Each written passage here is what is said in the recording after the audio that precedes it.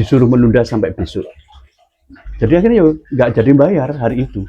Dan uang ini, uang 200.000 itu alhamdulillah bisa bermanfaat buat beras dan buat beli susu. Itu adalah salah satu contoh membutuhkan keimanan yang tinggi, dan itu jangan ditiru kalau tidak punya iman yang kuat. Jangan ditiru. Jangan ditiru kalau punya. Jadi dibutuhkan keimanan yang kuat. Bagaimana Allah membantu kita, menolong kita dengan caranya yang sangat misterius. Dan pasti ditolong. Dan pasti ditolong. Allah itu tidak pernah ingkar janji. Innaka latukhliful mi'ad. Allah itu maha menepati janji. Ya, Assalamualaikum warahmatullahi wabarakatuh. Oke, ketemu lagi sama Layar Roso. Ini Kung Lukman, sehat Kung? Alhamdulillah sehat. Oke, hari ini kita tetap membahas seputar nama-nama Allah, Asmaul Husna. Apa yang bisa penjenengan berikan untuk supaya penonton ini gak salah paham? Monggo. Baik, kita langsung aja ya. Begini, supaya kita masuk pada poinnya saja, bahwa kita mau melakukan perubahan dari hal yang paling kecil. Bagaimana caranya kita melakukan perubahan dari kecil, nanti efeknya bisa menjadi luar biasa. Ini ada suatu teori penemuan teori di mana? Ini di Amerika, orang Amerika yang menemukan bahwa tepakan sayap kupu-kupu di Texas itu bisa menimbulkan tornado di Meksiko. Itu kan luar biasa ya.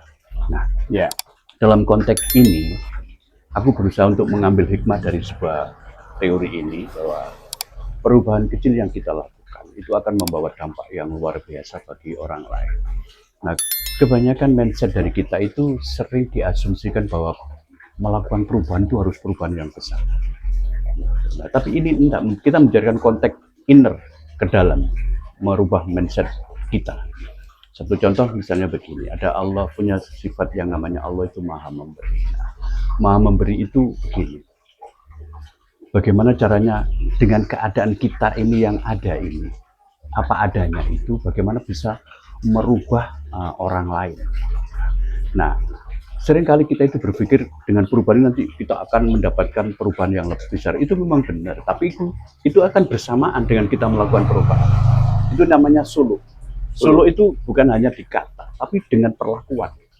Perjalanan. Iya, perjalanan suluk itu melakukan perjalanan sesuai dengan ayat. Misalnya gini, Allah memerintahkan kita untuk bersedekah, bersedekah. Kita bukan hanya membaca di Alkitab, tapi kita mengaplikasikan dalam kehidupan sehari-hari. Contoh kecil misalnya begini. Kemarin saya sebutkan bahwa uang 20.000 itu kecil. Mungkin bagi kita itu kita bisa cuma untuk beli rokok kita bakar. Tapi kalau itu kita kasihkan kepada fakir miskin, itu dia bisa makan seharian penuh. Dan itu yang akan merubah keadaan. Gitu. Bisa merubah keadaan. Iya. Keadaan orang ini juga keadaan diri kita. Berarti yang memberi kita yang 20.000 misalnya, ini bisa merubah keadaan kita juga. Merubah keadaan kita. Orang yang diberi 20.000 itu juga bisa berubah. Kita juga bisa berubah. Misalnya begini, ya, Allah itu mengatakan bahwa Allah itu maha sempurna, sehingga rezeki yang diberikan Allah kepada kita itu sempurna sekali. Walaupun itu 20.000, 50.000, ataupun 100.000, ataupun 1 juta. Itu sempurna, 100%.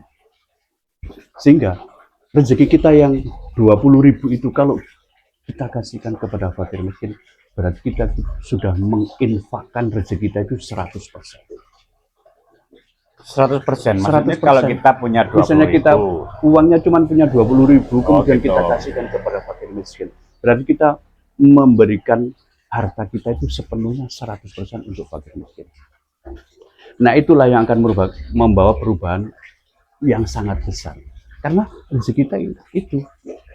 Bagi orang-orang kaya yang lainnya mungkin 20.000 itu ya apa ya, bukan apa-apa.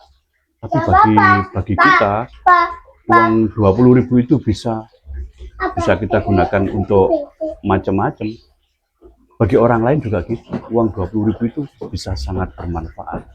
Menjadikan orang tua merasa tidak gagal untuk memberi makan kepada anak-anaknya. Itu loh yang tidak bisa, yang kadang-kadang tidak kita menyadari. Sehingga Allah akan mengembalikannya juga sesuai dengan pengorbanan kita. Merubah diri kita itu sesuai dengan pengorbanan kita. Kita mengorbankan diri kita itu separuh-separuh, setengah-setengah, atau apa. Kalau kita mengorbankan diri kita itu seikhlasnya, ikhlas karena Allah, ya insya Allah akan mengganti, dan itu janji Allah itu pasti terjadi, karena semesta itu pasti terjadi hal seperti itu. Semesta ini pasti akan merespon apa yang kita lakukan, dan itu pasti akan terjadi. Kalau kita melempar 100%, maka semesta juga akan melempar, bahkan dikatakan sampai 700 kali. Itu nafkah, itu infak, itu dari kata infako. Ya, itu artinya apa? Nafkah. Sedekah, sodako, itu artinya kejujuran. Artinya apa? Kita mengaplikasikan kejujuran itu dalam bentuk sedekah. Berarti ini lebih menjurusnya dari yang 20.000 itu bukan 20.000-nya, tapi bahwa misalnya kita dikisahkan punya 20.000 tutok gitu ya. Sehingga kita mensedekahkan semuanya. Dan ini efeknya sangat dahsyat buat efeknya kita. Seperti itu tadi, kepakan sayap kupu-kupu di Meksiko ya bisa menimbulkan tornado di Texas gitu, seperti itu. Oh, Siti mewah. Itu loh. Yang nyata real untuk kita misalnya. Contoh misalnya gimana itu contohnya? Contohnya misalnya orang yang sudah sedekah yang 20, ini bisa nggak dikasih contoh? Misalnya begini. Kita punya uang 20.000. Kita kasihkan ke orang yang sama sekali pada hari ini dia tidak punya uang sama sekali. Orang ini dengan uang 20.000 dia bisa makan sehari sama keluarganya. Akhirnya energi yang ditimbulkan dari 20.000 itu, dia bisa bekerja seharian. Dia bisa bekerja seharian, bisa mendapatkan hasil, bisa untuk membayar sekolah anaknya, bisa untuk membayar listrik, bisa untuk sinau anaknya, sehingga anaknya bisa menjadi lebih pandai, misalnya begitu. Juga mendapat dampak yang lebih besar. Ini kan kita tidak menyadarinya. Nasi satu bungkus, nasi satu piring itu bisa menghasilkan energi, dia bisa bekerja seharian.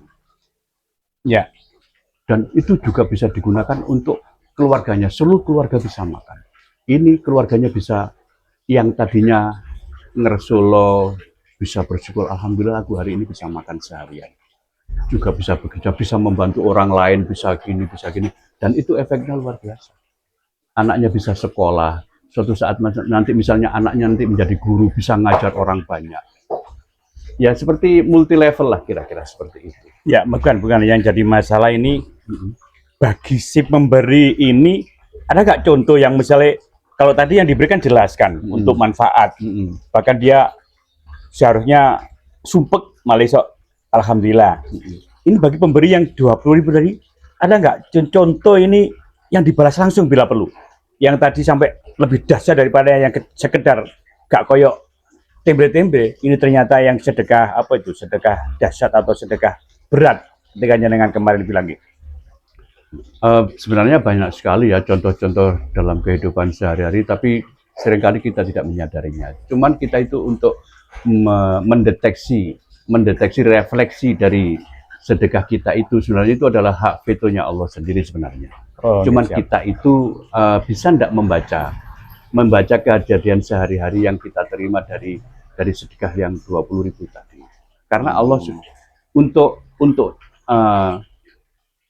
percaya terhadap Allah itu memang dibutuhkan dengan keimanan tinggi. Percaya dengan apa yang dikatakan Al-Quran itu memang dibutuhkan keimanan tinggi.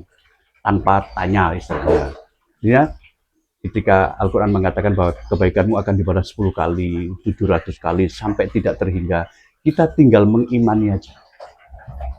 Dan itu memang butuh proses. Cuman kebanyakan kita itu kan membutuhkan balasan yang instan lah. Kira-kira seperti itu.